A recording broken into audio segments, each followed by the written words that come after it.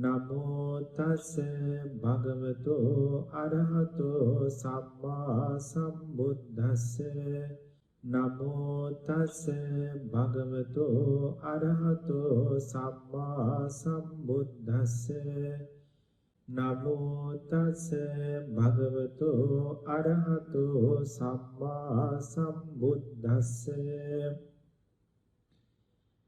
තලවතුගොඩ ශ්‍රී ඥානාරාම භාවනා මධ්‍යස්ථානය හා අපේ දුබායි ලංකාරාම භාවනා මධ්‍යස්ථානයන්හි ප්‍රධාන අනුශාසක අතිපූජනීය මිරහවත්තේ පඤ්ඤාසිරි මහා ස්වාමින් වහන්සේගෙන් අවසරයි සද්ධාවන්ත කාරුණික ගුණගරුක පින්වත්නි තුන් ලෝකයකට සෙත සදාලන්නට ලෝකයේහි පහළ වුණු ඒ මහා කාරුණික මුනි උතුමාණන් වහන්සේ පුදුම කරුණාවකින් ලෝකයට දේශනා කොට වදාළ පෙන්වා වදාළ පරම ගම්භීර ආර්ය සත්‍ය ධර්ම හතරක්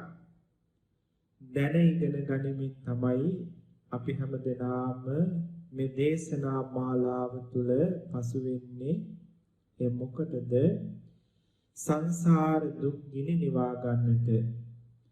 මේ ආර්ය සත්‍ය ධර්මය අවබෝධ කිරීම හැර අපට සසර දුක් ගිනි නිවන්නට වෙන ක්‍රමයක් නැහැ. සමත විපස්සනා භාවනා වැඩිම සීලයෙන් සීල සමාධි ප්‍රඥා විමුක්ති මාර්ග ඥාන සම්පූර්ණ කිරීම වශයෙන් මධ්‍යම ප්‍රතිපදාව පිරීම වශයෙන් අරි අටකි මඟ වැඩිම වශයෙන් සතර සතිපට්ඨාන ධර්ම වැඩිම වශයෙන් මේ ආර්ය සත්‍ය ධර්මය කොහොම හරි අවබෝධ කරගන්නම වෙනවා අපට මේ සංසාර සාගරයෙන් එතර වෙන්න නම්. ඒ හැර වෙන අපට ක්‍රමයක් නැහැ. මේ ඉමක් කොනක් නොපෙනෙන සංසාරේ ඉන්න අපට පින්වත්නි සැප කියලා දෙයක් හම්බ වෙනවා නම් අපට අපේ මේ මිනිසත් ජීවිතය ඇතුලේ බලපුවාම සැප කියලා අපට හම්බ වෙන දේ තමයි හොඳට කෑම කන්න, ඒ වගේම හොඳ ගෙයක් දොරක්, යාන වාහන, ඒ වගේම හොඳ ලස්සන භාර්යාව, ඒ වගේම නුවණැති ලස්සන දූ දරුවෝ. ඉතින් මේ ටික තමයි පින්වත්නි මේ සංසාරේ දිව්‍ය ලෝකෙක ගියත් මනුස්ස ලෝකෙක හිටියත් අපි කොච්චර ඉහළම තැනකට ගියත් එයින් එහා දෙයක් ඊට වැඩිය ලස්සන විසිතුරක් ඊට වැඩිය සැපතක් මේ ලෝකෙ කොතනකවත් ආයේ මේ සංසාර ගමනේ අපට හම්බ වෙන්නේ නැහැ. සක්විති රජ කෙනෙක් වෙලා ඉපදුනත් ජාති ජරා ව්‍යාධි මරණ ආදී දුක් සෝසුසුම් වලින් පිරුණු භාර්යාවක්, බිසෝවරු, දූ දරුවෝ, ඒ වගේම අර කණ්ඩ බොණ්ඩ අදින්න පළදින්න ඉන්න හිටින්න තැනක් තමයි හම්බ වෙන්නේ. පින්වත්නි එයින් එහා ඊට වඩා වෙනස් විදිහේ ඊට වැඩිය ශ්‍රේෂ්ඨ විදිහේ සැපතක් මේ ලෝකේ තුන් භවයේ සසර භව ගමනේ කොතනකවත් අපට ආය හම්බ වෙන්නේ නැහැ. මේ සසර කොච්චර හිටියත් ඔය ටිකමනේ ලැබෙන්නේ.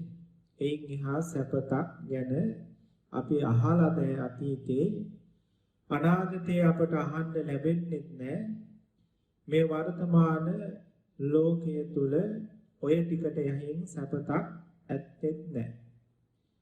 එතකොට අපි මේ පින් දහම් කරලා සංසාරේ සුගති ලෝකවල උපන්නත් අපට ලැබෙන්නේ ඔය ටිකමයි. පින්වත්නි තව අනවත්‍රාන්තර සංසාරේ කල්ප කෝටි ගාණක් හිටියත් අපට ලැබෙන්නේ ඔය ටිකමයි. එතකොට සැප කියන පැත්ත බලනකොට ඔය ටිකමයි සංසාරේ හම්බ වෙන්නේ, ඔයින් එහා දෙයක් හම්බ වෙන්නේ නැහැ. හැබැයි ඔය ටික විඳින්න මේ සංසාරේ ඉන්නකොට හම්බ වෙන දුක් ටික බැලුවොත් මේ සසර මනුලොව අපි විඳවන දුක් අපි කතා කළා. ඒ දුක් ටිකට අමතරව මේ සසර ඊට වැඩිය ලොකු දුක් තියෙනවා. දැන් මනුලොව අපි විඳින සැපයට වඩා වෙන සැප කොහෙවත් නැහැ. ඒ කියන්නේ දිව්‍ය ලෝකික ගියත් ඔය ටිකම දිව්‍යමය වශයෙන් ලැබෙනවා එච්චරයි. හැබැයි මේ මනුස්ස ලෝකේ අපි විඳින දුක් වලට වඩා රුදුරුද භයානක වූද දුක් වේදනාවලින් පිරි ලෝක තව තියෙනවා. පින්වත්නි සතර අපායවල වල ඒ වගේම මේ මනුස්ස ලෝකවල මේ සංසාරේ අපිට විඳින්න තියෙන දුක් අනන්තයි. හැබැයි ජීවිතේ සැප පැත්ත බලපුවාම මේ සසර අර ටිකමයි අපට කොච්චර හිටියත් හම්බ වෙන්නේ. ඉතින් ඒ හැම දෙයක්ම මේ ජීවිතෙත් ලැබපු අපිට තේරෙනවා ඒක ලැබුවා කියලා එතන මේසා දුකක් විඳගෙන මේ සංසාරේ ඉන්න තරම් දෙයක් එතන නැහැ කියන කාරණාව. සතර අපායවල වල ඉපදිලා කල්ප ගණන් ගිනිවල පිච්චි අමුවේ අපිව මරාගෙන වෙන සත්තු කනකොටේ විඳින දුක්, අමුවේ ඇඟ පුච්චගෙන තව සත්තු වට වෙලා කනකොට විඳින දුක්, ඒ වගේම අපි මනුලව ඉගෙනගත්තු ජාති ජරා ව්‍යාධි මරණ ආදී දුක්, මේසා දුක්ගිනි කඳක් විඳගෙන මේ සසර හිටියට අපට හම්බ වෙන්නේ අර සැප ටික විතරයි. එතකොට ඒ සැප ටිකක් ලබන්න මේසා දුකක් විඳගෙන මේ සංසාරේ ඉදීමේ ඇති තේරුමක් නැහැ. මේ සසර කොච්චර අපි ඉපදුනත් මනුලෝ උපන්නොත් කෙල සොටු සෙම් මල මුත්‍රා දාඩිය කඳුළු තියෙන ලස්සනයි කියලා අපට හැඟෙන විසිතුරු උපාසක අම්මලා දරුවෝ අපට ඇසුරු කරන්න ස්පර්ශ කරන්න හම්බ වෙන එච්චරයි. ඒ වගේම අපට කොච්චර තිබ්බත් බඩ පිරෙන කල් කෑම ටිකක් විතරයි කන්න පුළුවන්. එයින් එහා දෙයක් බෑ. ඒ වගේම මේ කයේ කොච්චර ලොකු මාලිගා හදලා තිබ්බත් අඩි 6ක් වගේ තැනක් තමයි මේ කය ඉඳවන්න සැතප්පවන්න ඕන වෙන්නේ. එයින් එහා දෙයක් ස්පර්ශ කරන්න බෑ. පින්වත්නි එතකොට මේ සංසාර භව ගමනේ අපි මේසා දුකක් විඳගෙන මේ කියන දේ ලබන්න ඉදීමේ ඇති තේරුමක් නැහැ.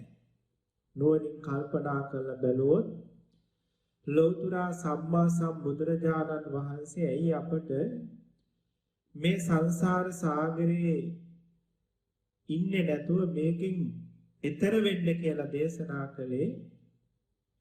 පින්වත්නි ඔන්න ඔය කියන සැපත වෙනුවෙන් මේ සසර හිටියොත් අපට විඳින්න වෙන දුක් අනන්ත හින්දා.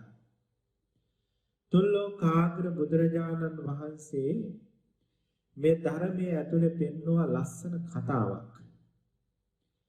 පින්වත්නි අපි මේ ලෝකේ තියෙන පස්කම් සැප, කියන්නේ ඇස කන නාසය දිව ශරීරය කියන මෙවුවා පිනවන එක තමයි මේ ලෝකේ තියෙන පස්කම් සැප කියන්නේ. දිව්‍ය ලෝකවල යන්නේ ඔය පස්කම් සැප වැඩිපුර ටිකක් විඳින්න. මනුස්ස ලෝකෙ පිනේ හැටියට තරමකින් ඕක හම්බ වෙනවා. මේ පස්කම් සැප අතර තියෙන ලොකුම සැපේ තමයි පින්වත්නි කාම සැප කියන්නේ. එතකොට මේ කාම සැප කියන එක හිඟන පැලේ ඉන්න හිඟන්නටත් ඒ වගේම රජමැදුරක ඉන්න රජතුමාටත් එකම වින්දනයක් එකම සැපතක් තමයි දැනෙන්නේ. එයින් එහා එකක් ලැබෙන්නේ නැහැ. එතකොට ඒකත් බුදුරජාණන් වහන්සේගේ ධර්මයේ පෙන්නවා මේක මේ සිත ඒ වෙලාවට විපිලිසර වෙලා තියෙන හින්දා රාගයෙන් ඒක සැපතක් වාගේ දැනුණට ඒක දුකක් කියන එක බුදුරජාණන් වහන්සේ පෙන්නවා. වේදනාත්‍රිකයක් තියෙන ඕනම දෙයක් කරනකොට සුඛ වේදනා, දුක්ඛ වේදනා, උපේක්ඛා වේදනා කියලා. එතකොට මේ වේදනාත්‍රිකය අතර ඒක දුක්ඛ වේදනාවක්. හැබැයි රාගයෙන් හිත මුසපත් වෙලා තියෙන හින්දා එතන සිත විපිරිසර වෙලා තියෙන හින්දා ඒ දුක්ඛ වේදනාව ඒ කෑගගහ විදින දුක්ඛ වේදනාව සුඛයක් හැටියට සත්වය අරගෙන තියෙනවා. නමුත් බුදුරජාණන් වහන්සේගේ ධර්මයේ පෙන්නවා මල මුත්‍රාද රත්තරන්ද පස්ද එකහා හඟින්නේ මේ ලෝකේ සිත විපිලිසර වුණු උම්මත්තකය. රාගයෙන් සිත උම්මත්තක වුණාම ඒ මල මුත්‍රාදී ඒ සියල්ල ඒ වගේම දුක්ඛ වේදනාවද සියල්ල සැපයක් හැටියට දකිනවා සංඥා විපර්යාසය නිසා. ඒ නිසා මේ ලෝකේ සත්‍යෝ ඒක මේ ලෝකේ තියෙන ශ්‍රේෂ්ඨම සැපේ වශයෙන් හිතුවට ඒකට ආසා කළාට ඒක නොවනසින් බලන කෙනෙකුට දුක්ඛ වේදනාවක් කියන එක බුදුරජාණන් වහන්සේ පෙන්වුවා. පින්වත්නි, එතකොට මේ ලෝක ධාතුවේ මේ සසරට අපි කලකිරෙන්න ඕනේ ඔන්න ඔතනයි. මේ සංසාර සාගරේ අපි කොච්චර හිටියත් මේ අනවත්‍රාග්‍ර සංසාර සාගරයක පින්වත්නි අපි විඳපු සැප හරි අල්පයි. අපි රැවටිලා අපි ඇත්ත සැටියට තේරුම් ගන්න බැරිකම නිසා තමයි සසර උප හැම භවයකම මේ කියන සැප සම්පත් ශ්‍රේෂ්ඨයි කියලා හිතාගෙන අර අනන්ත වූ සංසාර දුක අපි හැම වෙලාවෙම උරුම කරගත්තේ. බුදුරජාණන් වහන්සේ පෙන්නවා මේ සැපත විතරක්ම ජීවිතයේ සසරේදී අපිට හම්බ වෙනවා නම් මේ සසර හිටියට කමක් නැහැ. හැබැයි මේ අපි දකින සැපත අල්ල ගන්නකොටම මේ සංසාරේ තියෙන අප්‍රමාණ දුක් සෝසුසුම් ටිකත් අපට ඒත් එක්ක උරුම වෙනවා. අන්න එතනයි තියෙන ප්‍රශ්නේ. සැපත විතරක්ම ගන්න පුළුවන් නම් දුක අයින් කරලා පින්වත්නි මේ සසරට ආසා කළාට කමක් නැහැ. හැබැයි මේ සංසාරේ ඉන්න අපට එක පුංචි සැනසෙල්ලක් එක පුංචි සතුටක් සැපයක් අයිති කර ගන්නකොට ඒත් එක්ක විශාල දුක් ගින්දරක් අපේ ජීවිතවලට අයිති වෙනවා. අන්න එතන තමයි පින්වත්නි මේ සසර තියෙන ජරා ගතිය අසික්කිත ගතිය තියෙන්නේ. මේ සංසාරේ ප්‍රිය කරන්න ආසා කරන්න මේ සසර විසිතුරක් දකින්න ලස්සන සුන්දර දෙයක් මේ සංසාරේ නැහැ කියලා බුදුරජාණන් වහන්සේ පෙන්වුවේ ඒකින්ද. ඒ නිසායි පින්වත්නි මේ අපි දුක් මහන්සි වෙලා අපේ කාලයත් ඥානයත් උත්සාහයත් යොදලා ලෞතර සම්මා සම්බුදුරජාණන් වහන්සේලා පෙන්නපු මේ ලෝකේ ලස්සන තැනක් තියෙනවා. ඒ ලස්සන තැන සැප විතරයිමයි තියෙන්නේ. දුක් සෝසුසුම් නැහැ. ඒ සැපට අපි කවදා හරිපත් වුණොත් කවම කවදාකවත් ඒ සැප අපට නැති වෙන්නේ නැහැ. මේ ලෝකේ තියෙන අනිත් හැම සැපයක්ම විඳිනකොට එපා වෙන එකක්. කලකිරෙන එකක්. පිළිකුල් හිතෙන එකක්. එපා වෙන එකක් තියෙන්නේ. නමුත් ලෞතර බුදුරජාණන් වහන්සේ පෙන්නපු මේ සැපත විඳින්න ආසා හිතෙනවා. ඒක කවදාවත් දුකකට පෙරලෙන්නේ නැහැ. කවදාවත් එපා වෙන්නේ නැහැ. කවදාකවත් ඒක තුල තියෙන සැනසෙල්ල සතුට නැති වෙන්නේ නැහැ. ඒක සදාකාලිකයි. ඒ සදාකාලික සියලු දුක් සෝසුම් වලින් මිදුණු පරම සැපත සැනසෙල්ලටපත් වීම හැර මේ සංසාර සාගරේ ඉඳීමේ කොතනකවත් අර්ථයක් නැහැ. එනිසායි තථාගත සම්මා සම්බුදුරජාණන් වහන්සේලා ලෝකෙට පහළ වෙලා දේශනා කරපු මේ ධර්මය පින්වත්නි අපට ඕන වෙන්නේ. මේ ධර්මයේ ඉගෙනගෙන මේ ධර්මය අවබෝධ කරගෙන කොහොම හරි මේ සංසාරයෙන් ඈතර වෙලා අරසා සැපතකට සැනසෙල්ලකට අපිපත් වෙන්න ඕනේ පින්වත්නි ඒකින්ද. ඒ නිසායි අපි හැමදෙනාගම මේ උතුම් උත්සාහය අපට මේ යොදන උත්සාහය ඒ සාන්ත අබා නිවන් සැනසෙල්ල කියන මේ සංසාර දුක් වලින් අබමල් රේණුවක්වත් නැති ඒ උතුම් සැනසෙල්ල උදාපත් කරගන්නටම පාරමී ධර්මයක් වේවා කියන ප්‍රාර්ථනාවෙන්ම මේ බුදුබණ ටික අහන්න ඕනේ. පින්වත්නි වෙනනම් සරණක් සැනසෙල්ලක් මේ සතර ගමනේ අපට ඇත්තේ නැති නිසා අපි පහුගිය දේශනාවේ ඉගෙන ගත්තා රූප ධර්ම කීපයක්. අපි දැන් රූපස්කන්ධය ගැන ඉගෙන ගන්නේ. අපේ සාමාන්‍ය මනසට හම්බ වෙන දුක් ගැන අපි දැන් මේ වෙනකොට කතා කරලා තියෙන්නේ. දැන් අපි පරමාර්ථ වශයෙන් මේ දුක දකින්න හදන්නේ. ඒකට පරමාර්ථ වශයෙන් බුදුරජාණන් වහන්සේ පෙන්නපු රූප, වේදනා, සංඥා, සංකාර, විඥාන කියන මේ පංචස්කන්ධය පිළිබඳ පොඩි දැනුමක් තියෙන්න ඕනේ. ඉතින් ඒකින්ද තමයි අපි මේ පංචස්කන්ධය පිළිබඳ මේ දේශනා කීපෙදී මේ කතා කරන්නේ.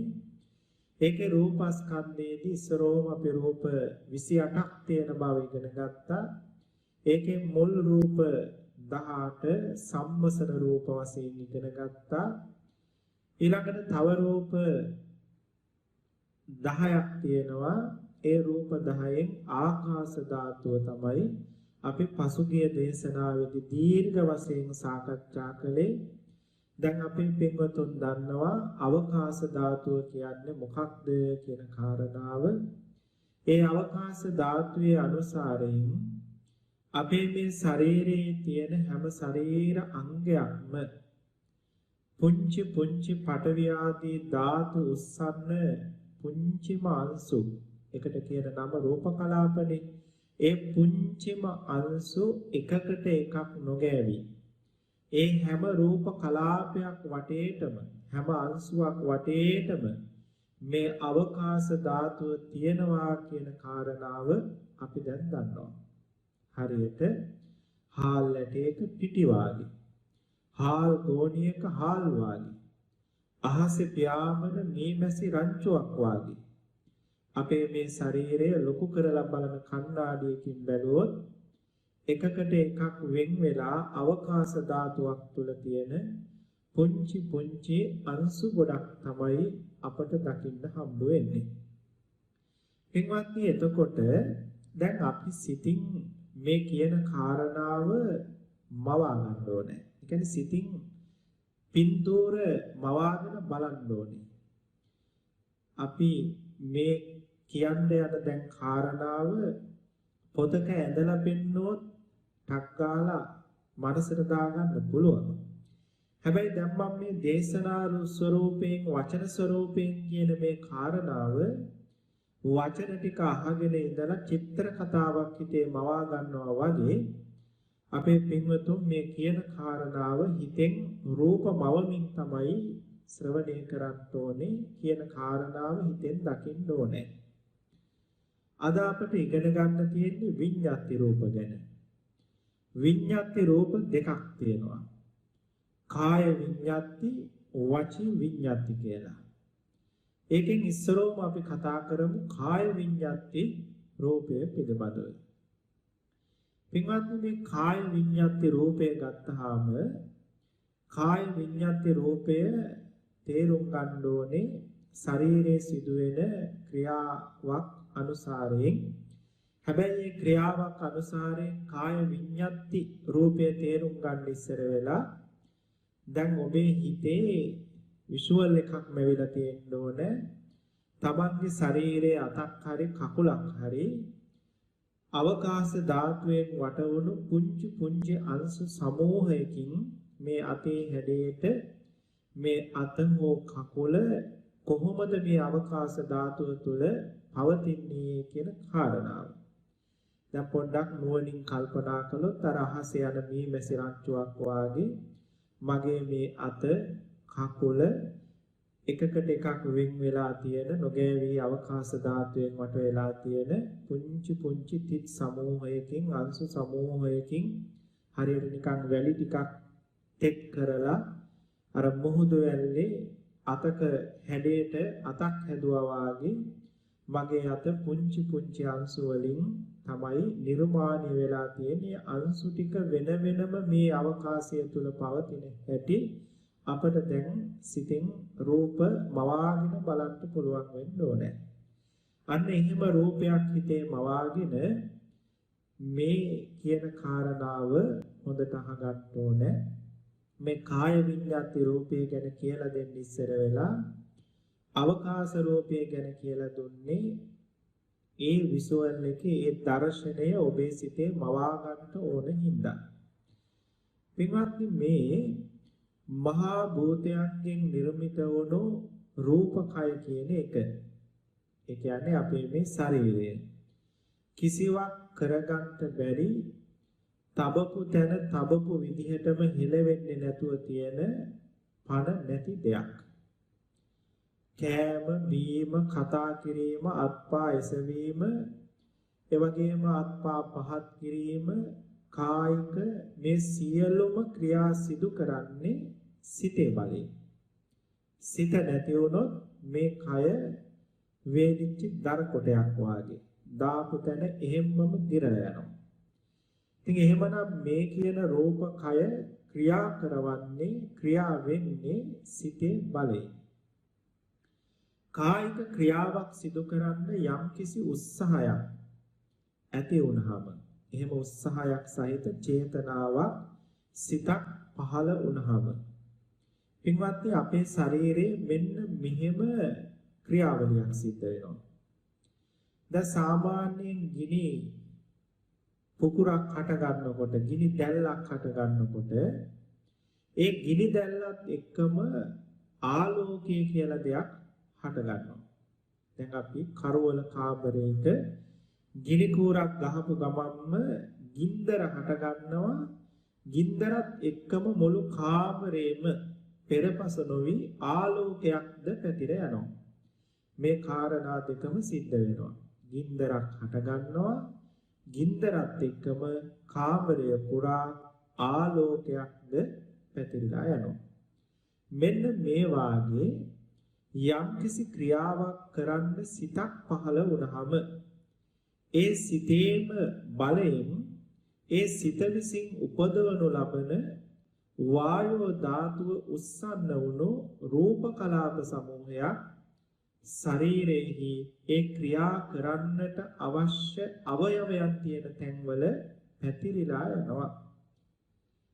එමත්ති ඒකට කියනවා චිත්තජ රූප කියලා.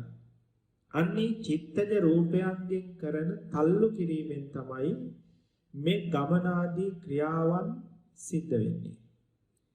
එහෙම ඇතිවන චිත්තජ වායෝ ධාතුව ඒ රූප ටිකට ඒ ක්‍රියාව සිදුවීමට සුදුසු පරිදි ශරීරයේ උස්වීම පහත් වීම හැකිලීම දිගහැරීම කියන මේ ඒ සැටියට ඒ අතට අභිමුඛව ඒ ශරීර අවයවයන් ක්‍රියා නොකළොත් සුදුසු පරිදි ක්‍රියාසිද්ධිය කරගන්න සිද්ධ වෙන්නේ නැහැ. ඒ කරන්න යෝජිත ක්‍රියාසිද්ධියට සුදුසු පරිදි ඒ රූප සමූහය ඒ දිශාවට අභිමුඛ කරවන්නා වූ එක්තරා රූප ධර්මයක් තියෙනවා. අන්නේ රූප ධර්මය තමයි පින්වත්නි මෙතන මේ කාය විඤ්ඤාති රූපය කියලා කියන්නේ. දැන් මෙහෙම කිව්වට එකපාරම අපේ පින්වතුන්ට තේරෙන්නේ නැහැ. මම හිතන ලස්සන උපමාවකින් කාරණේ පැහැදිලි කරන්නම්. පින්වත්නි දැන් අපේ අත හරි කකුල හරි අපට උස්සන්න ඕනේ. මෙහෙම අතහරි කකුල හරි අපට උස්සන්න ඕන වුණාම දැන් ඉස්සරෝම අපි දන්නවා අත කොහොමද තියෙන්නේ පුංචි පුංචි අංශු ගොඩකින් අත හැදිලා තියෙන්නේ.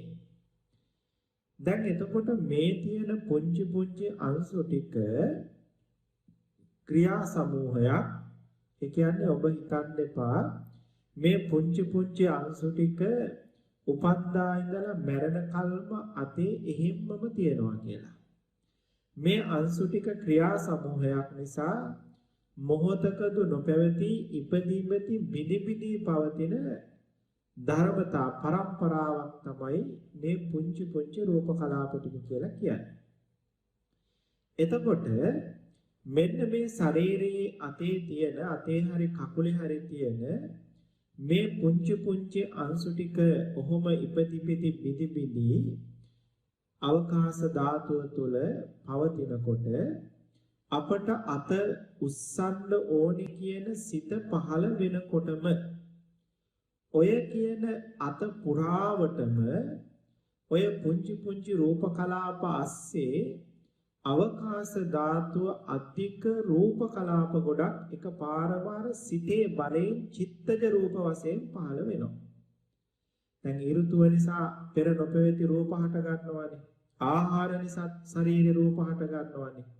සංසාර කරපු කර්මයන් නිසා රූප හට ගන්නවානේ.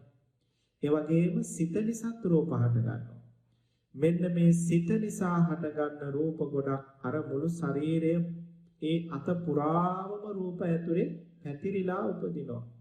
ගිනි කූර ගහනකොට ආලෝකයක් කාමරයේ පුරා පැතිරිලා ගියා වාගේ ගින්නත් එක්ක අර සිතත් එක්කම අර වායෝ ධාතු උස්සන රූප ගොඩාක් ඒ ශරීර අංගය පුරාවටම පැතිරිලා උපදිනවා. පින්වත්නි දැන් මෙන්න මෙහෙම උපන්නහම ඒ රූප කලාප ටික දැන් ඉපදී බිදිනේ පවතින්නේ. දැන් මේක හිතෙන් මවා ගන්න. එතකොට තේරෙනවා දැන් මේ අතේ තියෙන පුංචි අංශු ටික ඉපදී බිදි පවතින්නේ. දැන් ඒවා එක තැන තියෙනවා. දැන් අත උස්සන්න ඕනේ කියන සිත පහළ වෙනකොට ඒ රූප අංශු පුරාවටම ඒ හැමතැන මුළු අත පුරාම අර අවකාශ ධාතුව තුල වායෝ ධාතු උස්සන්න පුංචි රූප කලාප ගොඩක් පැතිරිලා යනවා. ඒ රූප කලාප ටික පැතිරිලා ගියාම දැන් වෙනදා ඉපදී එතනම නැවත පහළ වුණු රූප කලාප අර වායෝ ධාතුවේ රූප කලාපයන් හින්දා ඒ සැහැල්ලු භාවයේ හින්දා ආපහු උඩින් පහළ වෙනවා. ඒක ගොඩාක් උඩින් නෙවෙයි අපට හිතා ගන්නවත් බැරි තරම් පින්වත්නි පොඩ්ඩක් උඩින් පහළ වෙන්නේ. එතකොට අපට අත පොඩ්ඩක් උඩට ඉස්සුනා කියන දැනීමට එනකොට කෝටි ප්‍රකෝටි වාර ගණනින් නැවත බිදි උඩින් රූප කලාප ටික පහළ වෙනවා. ඒ සිද්ධිය බොහෝ වෙලාවක් සිද්ධ වුණාම තමයි අත පොඩ්ඩක් උඩට එනවා කියන එකක් අපට දැනෙන්නේ.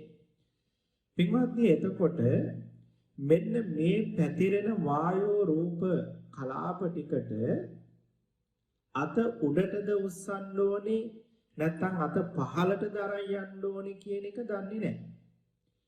අත උඩ අතට නම් උස්සන්න සිත පහළ වුණේ යම්කිසි ශක්තියක් යම්කිසි බලයක් විසින් අර වායෝ රූප කලාප ටික උඩ අතට අභිමුඛ කරලා තමයි පහළ වෙන්නේ. එහෙම තල්ලු කරන බවක් මෙහෙවන බවක් තියෙනවා. අන්නේ තල්ලු කරන මෙහෙවන බවට තමයි කාය විඤ්ඤාති රූප කියලා කියන්නේ. කාය විඤ්ඤාති රූප කියලා කියන්නේ. එතකොට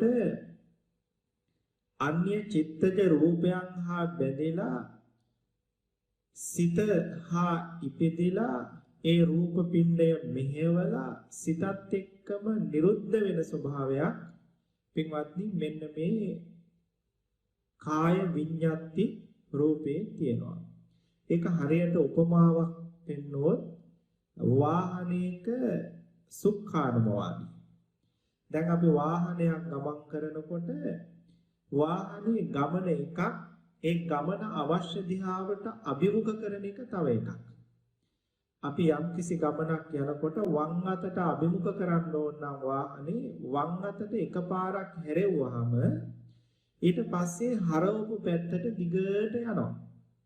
ඒ වගේ මේ කාය විඤ්ඤාති රූපයෙන් අර අතේ තියෙන රූප කලාප උඩ පැත්තට තල්ලු කළාම අර රූප පරම්පරාව ඉපදි බිදි නැවත උඩින් පහළ වෙමින් මේ අත උඩට ගමන් කිරීම කියන ක්‍රියාවලිය සිද්ධ වෙනවා. මෙන්න මෙහෙම මේ යම් කිසි මාංශ පේශියක් හැකිලෙන්න දිගෑරෙන්න ඒ වගේම නහර වැල්තිවල තියෙන ලේ ධාතුව ඉදිරියට තල්ලු වෙන්න හෘද වස්තුවේ තියෙන කුටීර ඇකිලෙන්න මේ හැම තැනම තියෙන රූප කලාප ඒ සුදුසු දිහාවට තල්ලු කිරීම සිද්ධ කරන්නේ මෙන්න මේ කාය විඤ්ඤාති කියන රූපේ. පින්වත්නි මේක හරි සරලව පැහැදිලිව තේරුම් ගන්න පුළුවන් එකක් රූප සටහනක් මගින් පෙන්වුවොත්. ඉතින් මේ පින්වතුන් නැවත වතාවක් මේ කියපු කාරණාව අහලා මේ කාය විඤ්ඤාති රූපය ගැන සඳහන් වෙන පොතක් කියවලා මේ රූපය තේරුම් ගන්න මේ රූපයේ අනුසාරයෙන් අපට පුළුවන් මේ ලෝකෙ සිද්ධ වෙන අපේ ශරීරයේ සිද්ධ වෙන බොහෝ ක්‍රියාවන් තේරුම් කරගන්න. සත්වයක් පුද්ගලයෙක් කරනවා නෙවෙයි සිතක බලයෙන් උපදින කාය විඤ්ඤාති රූපයෙන් මේ ශරීරයේ ක්‍රියා සිද්ධ වෙනවා. මම ගියා මම අත ඉස්සුවා මම කකුල ඉස්සුවා කියන මේ බවක් අපට දැනෙන්නේ මේ රූපයක් පිළිබඳ අපි හරියටම දන්නේ නැති හින්දා. පින්වත්නි එහෙමනම් මෙන්න මේක තමයි කාය විඤ්ඤාති රූපය කියලා කියන්නේ. එතකොට එක් ක්‍රියාවක් සිදු වෙන්නේ එක් සිතකින් හා ඒ සිතකින් උපදින රූපයන්ගෙන්ම නෙවෙයි. එක ක්‍රියාවක් සිද්ධ වෙන්නේ. එක ක්‍රියාවක් සිද්ධ වෙන්න සිත් සමූහයක් වගේම රූප සමූහයක ක්‍රියාවලියක් සිද්ධ වෙනවා. දැන් අපේ පින්වතුන්ට තේරෙන්න ඇති මම අර කකුල පිළිබඳ කියපු කතාවෙන්. පින්වත්නි දැන් අපට ගමන කියන ක්‍රියාවලිය සිදුවීමේදී එක සිතකින් උපදින වායෝ ධාතුවෙන් පය එසවෙනවා. තවත් සිතකින් උපදින වායෝ ධාතුවෙන් පය ඉස්සරහට යනවා. තවත් සිතකින් උපදින වායෝ ධාතුවෙන් පය පොළව පැත්තට පහත් කිරීම සිදු කරනවා. ඒ වගේම තව සිතකින් උපදින වායෝ ධාතුවෙන් පය පොළවෙහි තැබීම සිද්ධ කරනවා. තවත් සිතකින් උපදින වායෝ ධාතුවෙන් අනිත් පය එසවීම සිද්ධ වෙනවා. ඒ වගේම තවත් සිතකින් උපදින වායෝ ධාතුවෙන් ඒ පය ඉදිරියට යැවීම සිද්ධ වෙනවා. ඒ වගේම තවත් සිතකින් උපදින වායෝ ධාතුවෙන් තමයි ඒ පය පහත් කිරීම සිද්ධ වෙන්නේ. මෙහෙම බොහෝ සිත් වලින් හරි හා ඒ වගේ උපදින වායෝ ධාතුවෙන් තමයි ගමන සිදුවන සැටියට මේ ශරීරයේ අංග ක්‍රියාත්මක වෙන්නේ. ඉතින් ඒක තේරුම් ගන්න ඕනේ. මෙහෙම එක සිතක් කියලා කිව්වට පින්වත්නි පය ඉස්සරහට යැවීමට ක්‍රියා චිත්ත වීති දහස් ගණනක් සිද්ධ වෙනවා. රූපත් බොහෝ ගණනක් උපදිනවා. ඒවා ඊටා වේගයෙන් සිද්ධ වෙන නිසා අපට ඒවා තේරුම් ගන්න දැනගන්න පුළුවන් කමක් නැහැ. නමුත් මහා පුදුම වේගයකින් ඒ ක්‍රියාවලිය සිද්ධ වෙනවා. අපේ මේ ශරීරයේ තියෙන එකම අංශුවකටවත් ගමන් කරන්න පුළුවන් කමක් නැහැ. අපි අත උස්සනවා කකුල උස්සනවා කියලා කිව්වට ඒ කයේ තියෙන අතේ තියෙන පුංචි අංශු එකක්වත් පොඩ්ඩක්වත් හෙලවෙන්නේ නැහැ එහාට මෙහාට. ඒ තියෙන රූප අංශුව එතනම නිරුද්ධ වෙලා ඒ පරම්පරාවේ අගින් පහළ වෙන ඊළඟ රූප අංශුව පොඩ්ඩක් උඩින් පහළ වීමක් වෙන්නේ. ඒක එතනම නිරුද්ධ වෙලා ඊළඟ රූප අංශුව රූප කොට තව ටිකක් උඩින් පහළ වීමක් සිද්ධ වෙන්නේ. මේක අති වේගයෙන් සිද්ධ වෙන හින්දා තමයි පින්වත්නි අපට අත උඩට එසවෙනවා වාගේ එකක්. ඒ කියන්නේ පල්ලෙහ තිබපු අතම උඩට ආවා බිම තිබ්බු කකුලම උඩට ඉස්සුවා. ඒ කකුලම ඉස්සරහට අරන් ගියා. ඒ කකුලම බිමින් තිබ්බා වාගේ අපට තේරෙන්නේ අපට රූප කලාපයන්ගේ වේගවත් වූ ඉපදීම බිඳීම අපේ මසසට පේන්නේ නැති නිසා. පින්වත්නි, යම් වේගයකින්ද රූප කලාපයක් ඉපදිලා පැවතිලා බිඳෙන්නේ, අන්නාර පවතින වේගයට වඩා වේගයකින් අපිට කකුල ඉස්සරහට අරන් යන්න පුළුවන් වුණොත් තමයි අපේ මේ මෙතන තිබ්බු කකුලම ඉස්සරහට අරන් යන්න පුළුවන් වෙන්නේ. නමුත් ආලෝකය වගේ 10000 ගුණයක වේගයකින් අපි කකුල ඉස්සරහට අරන් ගියත් අප පරාද වෙනවා. රූප කලාපයේ ඊටත් වඩා ඉක්මනින් ඉපදිලා විදීමටපත් වෙනවා. ඉතින් ඒ නිසා ධර්මයේ පෙන්නනවා පවතින කකුල, ඒ කියන්නේ බිම තිබ්බු කකුල නෙවෙයි අපි උඩට ගත්තේ, උඩ තිබ්බු කකුල නෙවෙයි අපි ඉස්සරහට අරන් ගියේ, ඉස්සරහට අරන් ගියපු කකුල නෙවෙයි අපි බිමින් තිබ්බේ. ඒ හැම වෙලාවෙම පින්වත්නි එතන තිබ්බු අර පුංචි අංශු ටික කකුල හැදිලා තිබ්බු පුංචි රූප කලාප ටික එතනම බිඳෙනවා.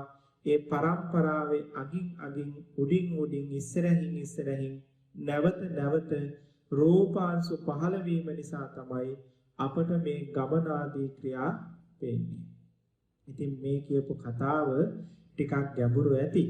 හැබැයි පින්වත්නි, අතහරින්නේ නැතුව ආපහු පාරක් දන්න අයගෙන් මේක අහලා තමන්ට තේරෙන කම්ම විමසන්න ඕනේ. මං කියවනේ මේ ධර්මයේ ඉගෙන ගන්න එන්න ඕනේ අතදරුවෝ කියන තැන ඉඳලා. බුදුරජාණන් වහන්සේගේ ධර්මයට අපි එන්න ඕනේ අතදරුවෙකුගේ තැනකදී. අතදරුවගේ ස්වභාවය තමයි එකම දේ තේරෙන කල දෙමව්පියන්ට සමහර වෙලාවට තරහ යන කම්ම එකම දේ නැවත අහා කොහොම හරි තේරුම් ගන්න උත්සාහ කරන එක පුංචි දරුවන්ගේ ස්වභාවයක්.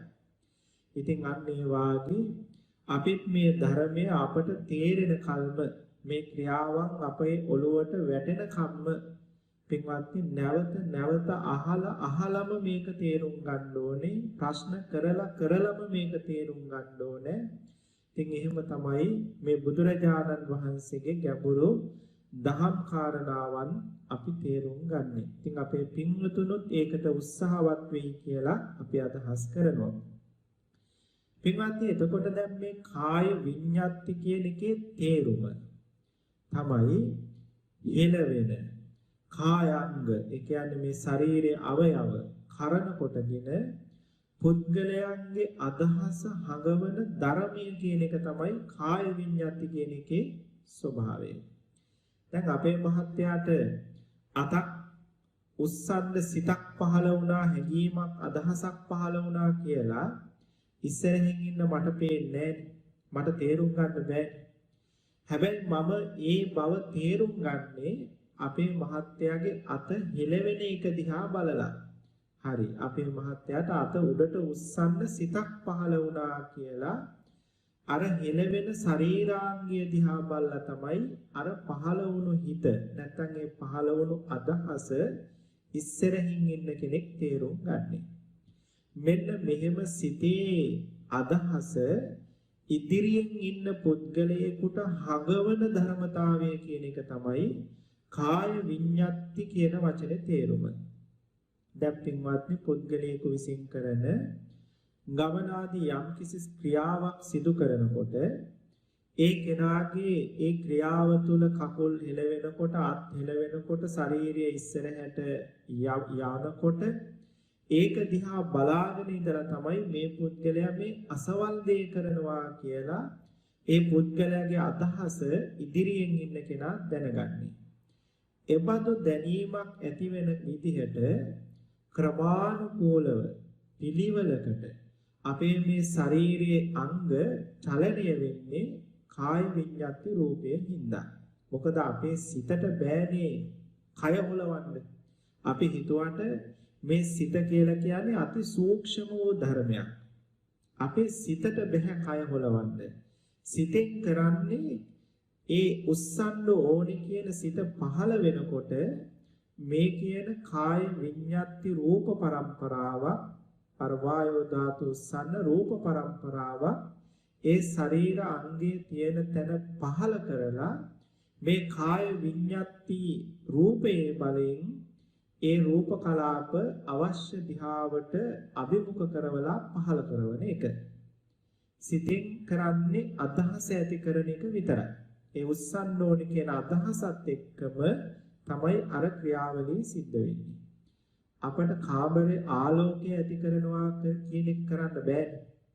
අපිට කරන්න පුළුවන් ගිනි කූර දල්වන එක. ගිනි කූර දල්වන එක ගින්න හට ගන්න එක වෙනම ක්‍රියාවක්.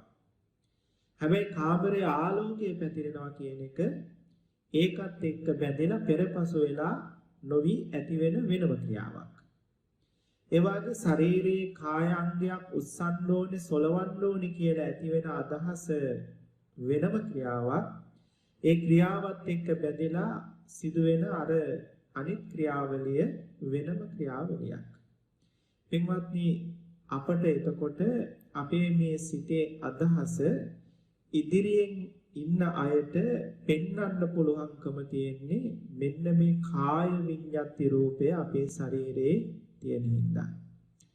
පින්වත්නි එතකොට එබඳු දැනුමක් ඇතිවන විදිහට ක්‍රමානුකූලව මේ කායෙහි තියෙන අංග චලනය වෙන්නේ අපි මේ දැන් ඉගෙන ගත්තු කාය විඤ්ඤාති රූපේ බලයෙන්.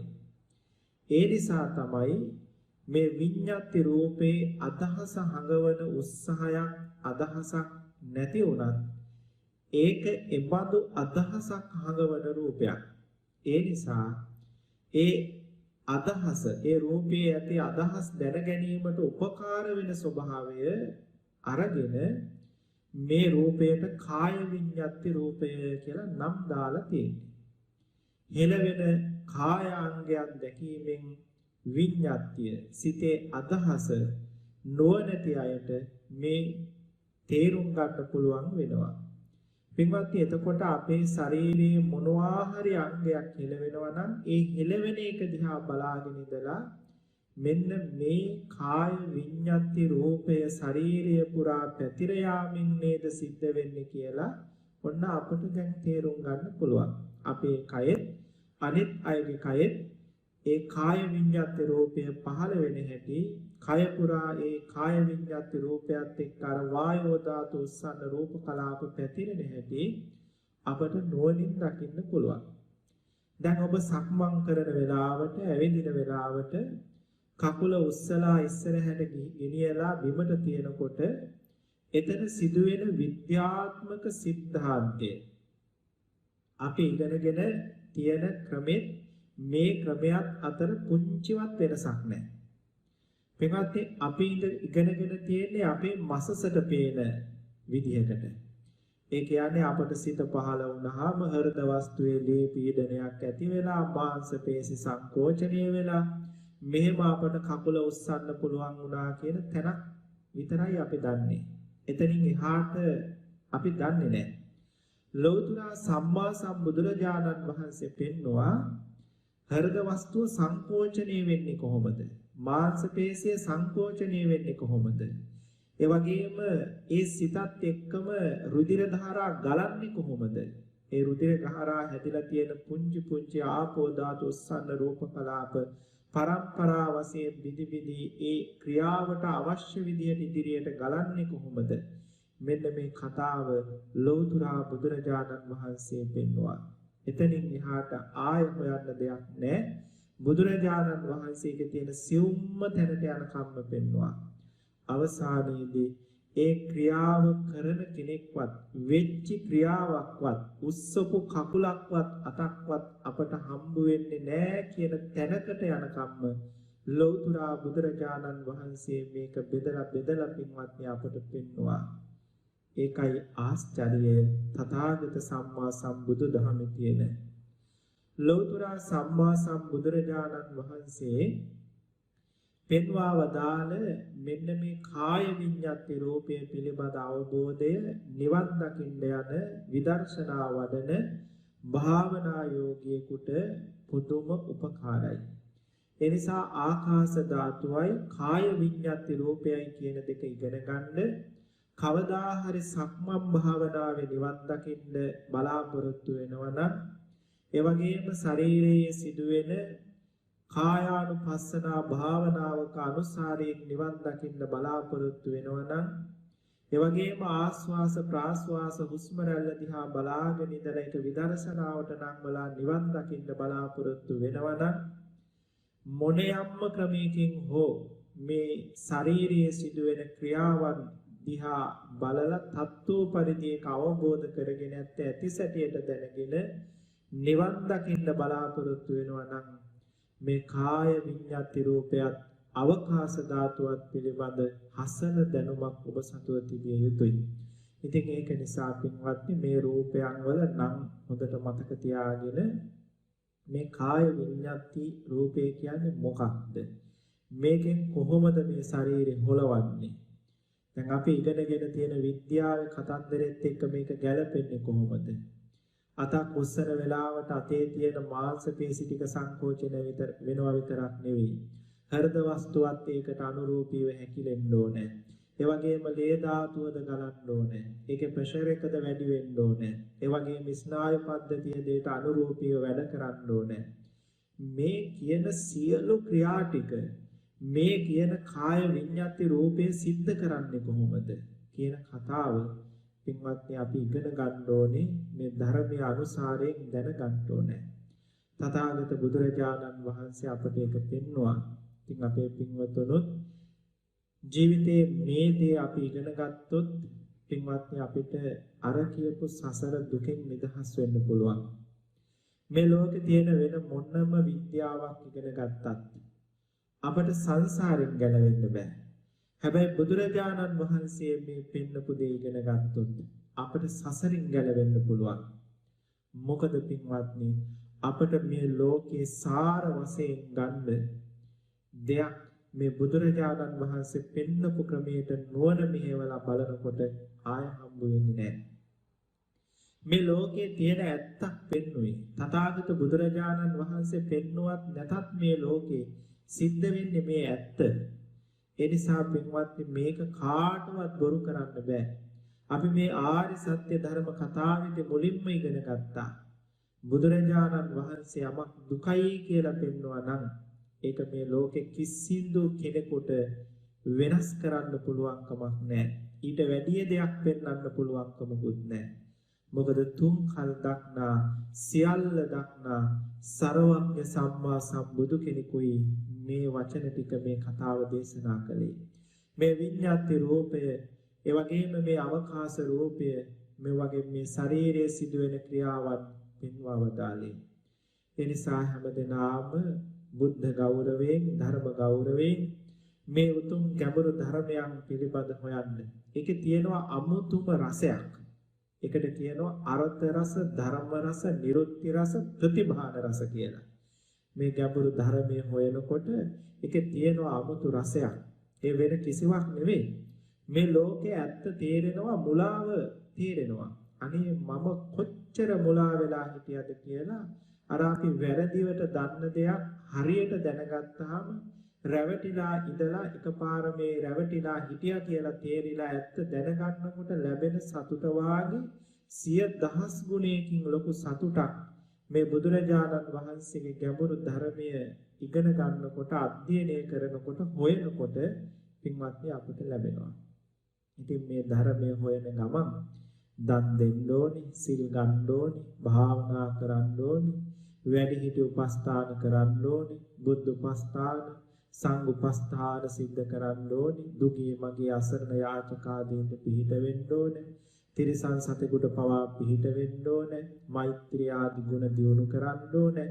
ඉතින් මේ ඔක්කොම දියුණු කරගෙන වඩාගෙන පුළුවන් හැම ගුණයක්ම ජීවිතයට එකතු කරගෙන යනකොට තමයි කවදා හරි මේ ධර්මය අපට ප්‍රත්‍යක්ෂවම වැටහෙන්නේ. ඉතින් අපේ පින්වත් හැම දෙනාටම ඒ පිණිස අද මේ දේශනා කළා වූ ධම් දේශනාව, ධම් කරුණු හේතු උපකාර වේවා කියලා අපි මෙසිතෙන්ම ආශිර්වාද කරනවා. අද මේ උතුම් ධර්මය ශ්‍රවණය කරලා ජනිත කරගත් උතුම් කුසලයේ අපේ ගෞරවනීය මිරහවත්තේ පඤ්ඤාසිරි ලොකු ස්වාමීන් වහන්සේට අනුමෝදන් වේවා. ස්වාමීන් වහන්සේ නිදුක් වේවා, නිරෝගී වේවා, සුවපත් වේවා, සසුන් ගුණ පිළිවෙත් පුරා නිවන් පුර වඩින්නට මේ පින් හේතුපකාර වේවා කියලා අපි මෛත්‍රියෙන් පින් දෙනවා. ඒ වගේම සියලු මහා සගරුවනට සසුන් කෙත බබළුවා නිවන් පුර වඩින්නට මේ පින් හේතුපකාර වේවා කියලා අපි මෛත්‍රියෙන් පින් දෙනවා. ඒ වගේම විශේෂයෙන්ම නොබෝ දවස අපවත් වී වදාළ එරාමඤ්ඤ මහනිකායේ මහා උපාධ්‍ය නාපානේ මහා නායක ස්වාමින් වහන්සේට මේ උතුම් පින් අනුමෝදන් වේවා. ස්වාමින් වහන්සේ පැතු අධිතම බෝධියකින් සාන්ත නිවන් පුරම වඩින්නට මේ පින් අනුමෝදන් වේවා කියලා අපි මෛත්‍රියෙන් පින් අනුමෝදන් කරනවා. ඒ වගේම අද මේ උතුම් දහම් දේශනාව ශ්‍රවණය කරන්ට පැමිණි මව්පිය දූ දරුවෝ හැම දිනාටම පවුල්වල සියලු දෙනාටත් නිදුක් නිරෝගී භාවයේ චිර ජීවනයේ ඇතිව මේ රෝග පීඩාදී කිසිදු උපද්‍රවයක් නැතුව රැකී ආරක්ෂා කටයුතු වගේම දරුවන්ගේ අධ්‍යාපන කටයුතු බලාපොරොත්තු පරිද්දෙන්ම සාර්ථකව සිද්ධ කරගෙන තව තවත් මෙවන් මහේසාක්‍ය මහානුසම්මාන සම්පන්න පින්කම් තුළින් ජීවිත ගමන සරසවාගෙන නිවන් මගම යාගන්ට ලැබේවා කියලා අපි මෙසිතෙන්ම ආශිර්වාද කරනවා. ඒ වගේම අපේ ඩුබායි ලංකාරාම භාවනා මධ්‍යස්ථානයේ දායක සභාවේ සභාපතිතුමන් ඇතුළු දායක මණ්ඩලයේ හැම දිනාටම සිව්පස දායක කාරකාදී පින්වත් හැම දිනාටම සංඝ උපස්ථාන සිද්ධ කරන පින්මිය පවත්වන්නට ආරාම පූජාදීන් ඒ වගේම නම් අයුරෙන් උදව් උපකාර කරන හැම දිනාටම ස්වාමින් වහන්සේලාගේ දුක සැප සොයා බලායේ කටයුතු කරන හැම දිනාටම මේ උතුම් පින් මේ බුදු පෙරහැරේම නිවනට යන්නට උපකාර වේවා කියලා අපි ආශිර්වාද කරනවා. අපේ මාතෘ භූමියටත් අපි ජීවත් වෙන මේ දේශයටත් මුළු මහත් ලෝකයටත් මේ රෝග ව්‍යසනයෙන් ඉක්මනට මාත මිදලා හැම දිනාගේම සිතුම් පැතුම් බලාපොරොත්තු මුදුන්පත් කර ගන්නට ලැබේවා කියන මෛත්‍රී සිතත් ඇතිව දැන් අප නමින් මිය පරලොව ගිය අපේ ඥාතීන්ටත් අහස පුරා වැඩ ඉන්න දිව්‍ය රාජ මණ්ඩලයටත් අපි රැස් කළා වූ පින ගාථා කියලා මෙසිතෙන් අනුමෝදන් කරමු. ඉදම් මේ ඥාතීනං හෝතු සුඛිතා හොන්තු ඥාතයෝ ඉදම් මේ ඥාතීනං හෝතු සුඛිතා හොන්තු ඥාතයෝ ආකාසට්ඨා ච බුම්මට්ඨා දේවා නාග මහින්దికා පුඤ්ඤත්තං අනුමෝදිත්වා චිරන් රක්ඛන්තු ශාසනං චිරන් රක්ඛන්තු දේශනං චිරන් රක්ඛන්තු මම් පරං.